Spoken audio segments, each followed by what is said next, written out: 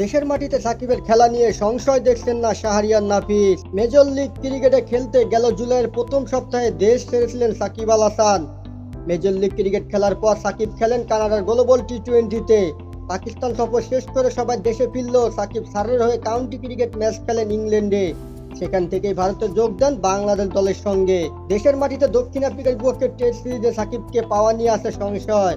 শেখ হাসিনার পদত্যাগের পর সাকিবকে হত্যা মামলার আসামি করা হয়। সর্বশেষ নির্বাচনে সাকিব নৌকা প্রতীক নিয়ে এমপি হয়েছিলেন। মামলা হওয়ায় সাকিবের দেশে আসতে পারবেন কিনা তা নিয়ে একটা সংশয় আছে। তবে দক্ষিণ আফ্রিকার বিপক্ষে 2 টেস্টের সিরিজে সাকিবের না খেলার কোনো কারণ দেখছেন না শাহরিয়ার নাফিস।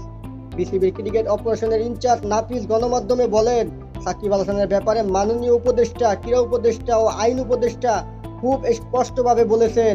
বাংলাদেশ সরকার থেকে স্পষ্ট বার্তা আছে, যে মামলাগুলো হয়েছে এই ব্যাপারে কাউকে অন্যায়ভাবে হেনস্থা করা হবে না। আমরা মনে করি সাকিবের ব্যাপারে এখন যে অন্তর্বর্তীকালীন সরকার আছে তারা সুস্পষ্টভাবে তাদের অবস্থান ব্যক্তই করেছেন।